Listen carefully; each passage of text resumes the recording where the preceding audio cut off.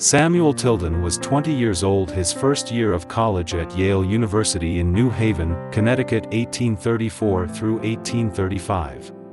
Due to health problems he left Yale and took a few years off to recuperate home in New Lebanon. A few years later at age 24 he chose New York University to study law. He graduated 3 years later in 1841 and was admitted to the bar the same year. Tilden received an honorary degree of Doctor of Laws from New York University in 1867. During 1875 he received an honorary Doctor of Laws from Yale University and the college enrolled him as a graduate of class of 1837 with a Bachelor of Arts degree. Tilden worked on New York Governor William C. Bouck's campaign and was rewarded with an appointment to New York Corporate Council. During the 1 year in the office Tilden won over 100 cases for the city. Tilden gained popularity fast and was a delegate at the 1844 Democratic Convention in Baltimore. At age 32 Tilden ran for and won his election for the New York Assembly. He utilized his legal and negotiating skills to help put an end to the anti-rent war. He was also a delegate at the 1846 New York State Constitutional Convention. During 1848 Tilden was the leader of the Barnburners, which was the anti-slavery faction of the Democratic Party. Tilden sought to prevent the spread of slavery into acquired lands from Mexico in the Treaty of Guadalupe Hidalgo.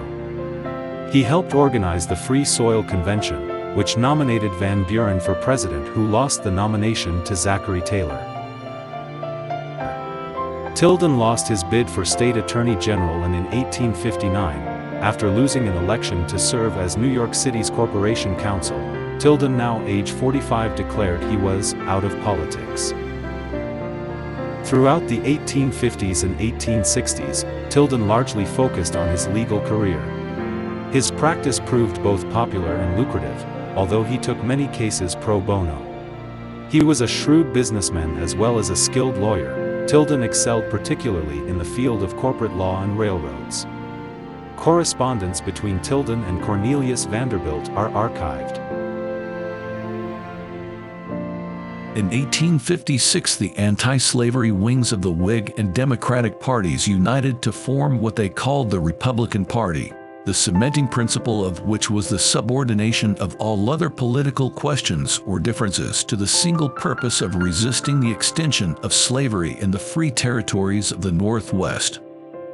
At a national convention of this party held in Philadelphia in the summer of 1856, John C. Fremont was nominated as its candidate for the presidency. James Buchanan, of Pennsylvania, was one of the 3 candidates of the pro-slavery interest. Mr. Tilden was urgently pressed by his old associates in the Rebellion of 1848 to join the Republican organization, but he declined, for reasons, the plausibility of which could not be contested. He thought he could be of more influence inside of the Democratic Party than outside of it. He was unwilling to identify himself with any political party which, so far as he knew, had but one single bond of union. And finally, and this was his most serious difficulty, he feared the consequences of dividing the people of the United States into geographical parties. He had no doubt that the inevitable consequence of the triumph of the Free Soil Party, through the electoral vote of the free states, and without the electoral vote of a single slave state, must be civil war. Though Mr. Buchanan was elected, Fremont received the electoral votes of the 6 New England states of New York, Ohio, Michigan, Iowa, and Wisconsin. Generally, Tilden's warnings were laughed at, how utterly his advice was disregarded, and how sooner even than he had predicted, the Civil War was upon us. It is needless here to dwell upon. It is permitted to us sometimes to know what has been, but never to know what under different circumstances would have been.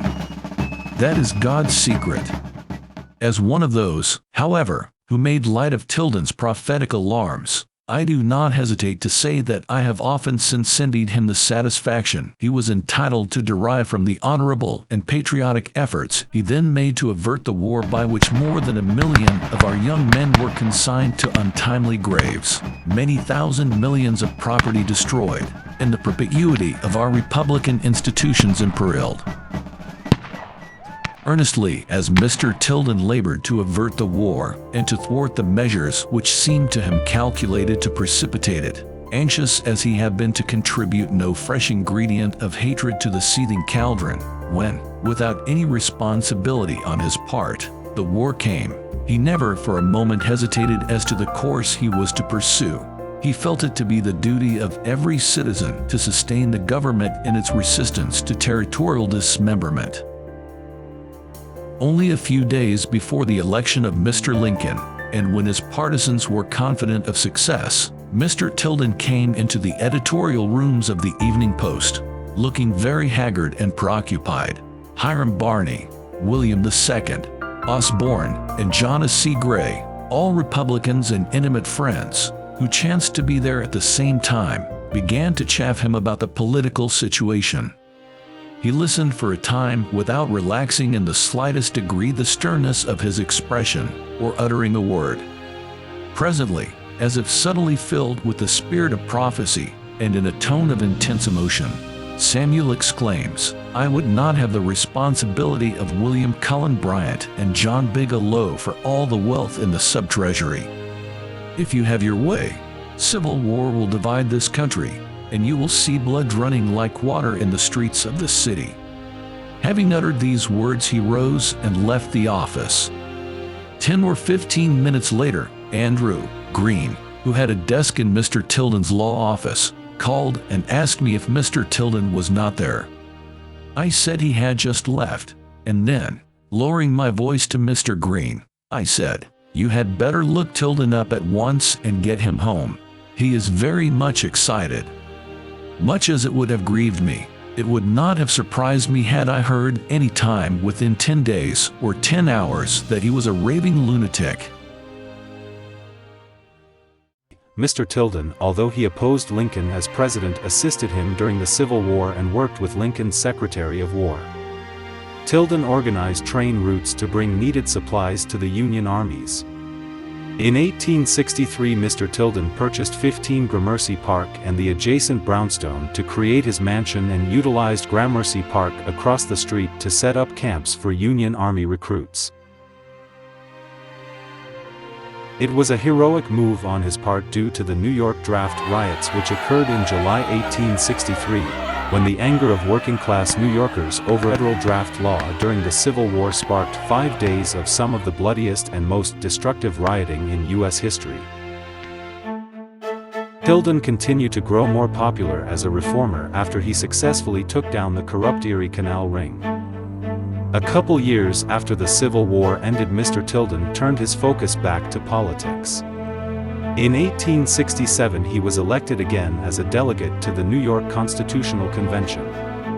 He was a member of the Committee for the Finances of the State and Public Debt Revenues, Expenditures and Taxation. 1867 was his second time being involved with revising the New York State Constitution.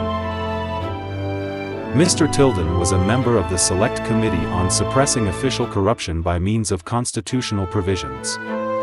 He had a strong resistance to the high-priced scheme for the enlargement of the Erie Canal. He successfully explained in clear detail to the delegates during a speech it was not necessary to spend $20 to $30 million when all the Erie Canal needed was to be dredged and cleaned for $1 million. He proved by evidence how the cleaning of the canal for $1 million versus the $20 to $30 million proposed would save taxpayers millions and double the canal's transport. His plan was adopted and passed. By 1869 Tilden was in combat with the corrupt Tammany Hall Tweed ring leader William M. Tweed.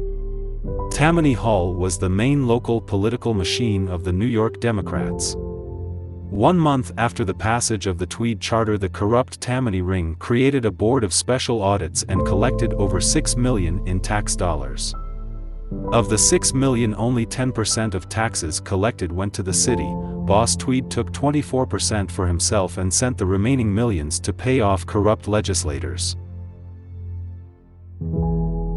Harper's Weekly by Thomas Nash, known to have greatly irritated the party boss, who griped, "Stop them damn pictures. I don't care what the papers write about me. My constituents can't read. But, damn it, they can see the pictures." Tilden argued that if the Bar Association was created to become merely a mode of making money in the most convenient way possible to win causes and win them by backdoor access to the judiciary, then it is not only degraded, it is corrupt. He explained the bar should be restored to justice and be made pure and honorable again as it was intended.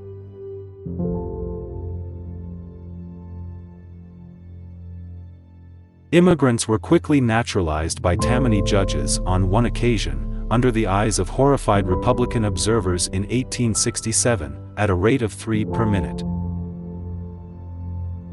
A letter to Tilden from Governor Horatio Seymour advised the impeachment of the corrupt judges they knew of. Tilden did just that. 8 justices were impeached and 4 were convicted. The Tweed ring feared Tilden and tried to negotiate. When that didn't work, they tried to have him ousted. Tammany used fear tactics and threatened other legislators, saying, "If you don't vote this ticket, you are out of the Democratic Party." They accused anyone who agreed with Tilden. Tweed won re-election to the state senate, and was rearrested again and tried again in November 1873. He was found guilty of the 204 of 220 counts he was charged with and sentenced to 12 years in prison. A higher court lowered it to just 1 year. After Tweed was released, the state of New York sued him for $6 million he stole. He couldn't afford to pay the $3 million bond and was stuck in jail, but allowed home visits. On December 4, 1875, during a home visit, Tweed escaped and fled to Spain. Due to political cartoons of Tweed by Thomas Nast, he was recognized in Spain. Tilden, now New York's governor, had Tweed extradited from Spain and returned to prison November 1876. Tweed sarcastically stated before his death 1878 in prison, "I hope you are happy now, Tilden." 1874. Mr. Tilden, now age 60, gained the admiration of the people both in state and across the nation for his reforms. He was nominated for governor, and beat the incumbent governor John Adams Dix with 52.43% of the vote. June 1876. Governor Tilden competed with the most prominent men of the Democrat Party for the presidential nomination. Thomas F. Bayard, Allen Thurman, Thomas A. Hendricks, and General Winfield Scott Hancock all wanted the nomination. Tilden won the nomination for president on the second round, and Thomas Hendricks won the VP slot. Next segments will be how Mr. Tilden won his presidency by popular vote and how it was stolen by just one elector's vote. The Hayes versus Tilden election is still the most controversial election in American history. To set the record straight before continuing, Samuel Tilden never conceded his win for the 19th presidency.